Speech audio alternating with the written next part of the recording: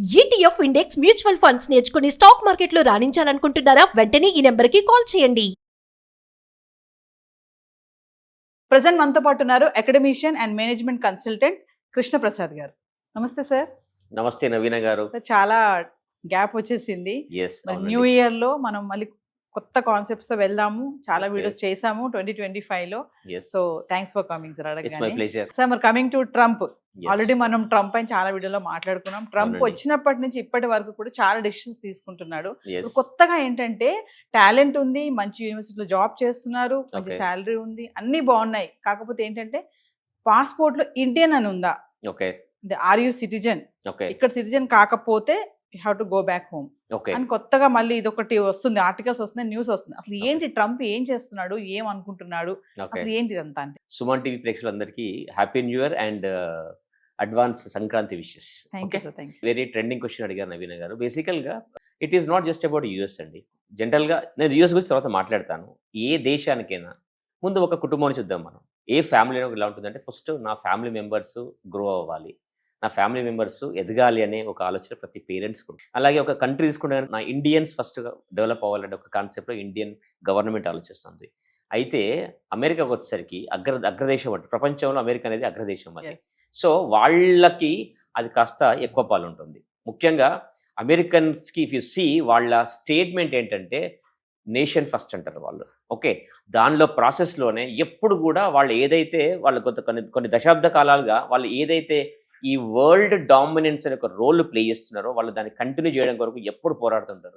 నేను మీకు చిన్న ఎగ్జాంపుల్ చెప్తాను. నేను ఈ మధ్యకాలంలో నేను ఒక ఇన్స్టిట్యూషన్ లోపల స్ట్రాటజిక్ మేనేజ్మెంట్ మీద ఒక 1 year ప్రోగ్రామ్ చేశాను నేను. సో ఎప్పుడైతే నేను ట్రైనింగ్ తీసుకుంటున్నానో ఆ ట్రైనింగ్లో భాగంగా ఒకరోజు మా ప్రొఫెసర్ని అడిగాను, సార్ ఏంటి సార్ మనము ఎంతసేపు స్ట్రాటజీ అని మాట్లాడుతున్నాము, మేము చేస్తున్న కోర్స్ వచ్చేసరికి స్ట్రాటజీ అన్నారు, తీరా చూస్తే మీరు ప్రతిరోజు నా లెసన్ చివరికి వచ్చేసరికి మీరు మన స్ట్రాటజీ తీసుకొచ్చి కల్చర్కి కలుపుతున్నారు అని చెప్పి అడిగాను నేను. అంటే ఆయన చెప్పిన మాట ఏంటంటే that is Indian education system అలా ఉంటుంది. మన ఇండియన్ ఎడ్యుకేషన్ సిస్టమ్ ఏంటంటే ఎప్పుడు కూడా మనము కల్చర్ మీద ఫోకస్ చేస్తాం, మనం Yes. కల్చర్ హెరిటేజ్ ఫోకస్ చేస్తాము. కాబట్టి అందరము వసుదైక కుటుంబం అని మాట్లాడుతుంటాం మనం. సో ఇలా మన ఇండియన్ కల్చర్ లోపల, మన ఇండియన్ డిఎన్ఏ లోపల అది బాగా పాతుకుపోయింది. అది సేమ్ క్వశ్చన్ నేను వెంటనే ఆయన ఏమడిగానంటే, సార్ మరి మాకు మీరు ఇండియన్ స్టూడెంట్స్కి అంతా కూడా మీరు కల్చర్ గురించి చెప్తున్నారు కదండి, వెస్ట్రన్ కాలేజెస్లో వెస్ట్రన్ యూనివర్సిటీలో వాళ్ళు ఏం చెప్తారంటే వాళ్ళు ఒకటే మాట చెప్పారండి, వాళ్ళది ఎప్పుడు షీర్ డామినేట్స్ అంటారు వాళ్ళది. అంటే ఏంటంటే how do I dominate the world, ప్రపంచంలో నేను అగ్రగామిగా ఉండాలి, Yes. నేను పెద్దన పాత్ర వహించాలి, అలా చేయాలంటే ఏం చేయాలని వాళ్ళు ఎప్పుడు వాళ్ళ పిల్లలకి నేర్పిస్తూ ఉంటారు. సో దానిలో భాగంగానే ఈరోజు ఏమైందంటే ట్రంప్కి ఎప్పుడైతే ఆయన సెకండ్ టైం మళ్ళీ ప్రెసిడెంట్ అయ్యాడో యుఎస్ ఎకానమీ సిచ్యువేషన్ కొద్దిగా ఇబ్బందులో ఉంది. So he wants to bring it back first of all.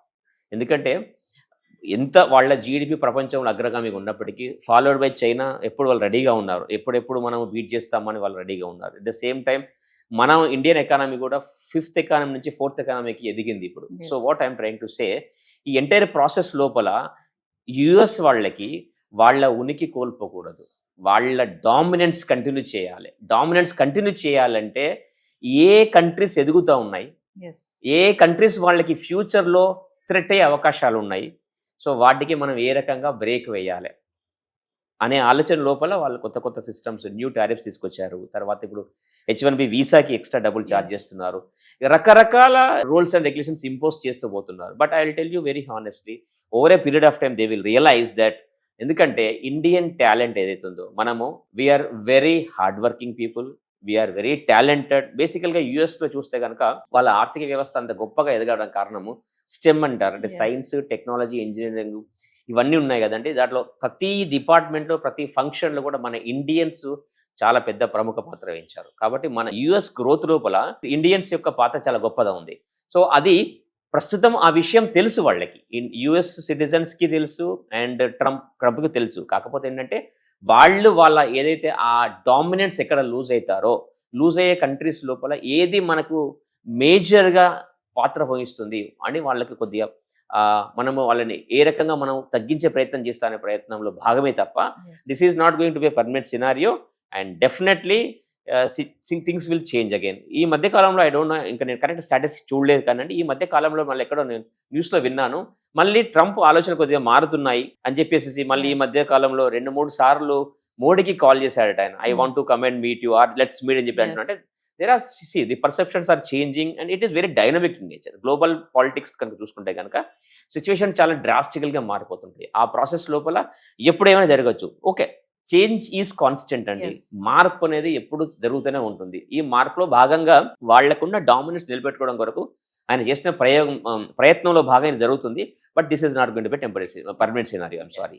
Final గా ఒక విషయం చెప్పండి సార్, ప్రెసెంట్ Yes. సిచ్యువేషన్ లో ఎవరైనా అబ్రాడ్ ఎడ్యుకేషన్ కోసం అమెరికా వెళ్ళాలి అనుకునే వాళ్ళకి మీరేం చెప్తారు?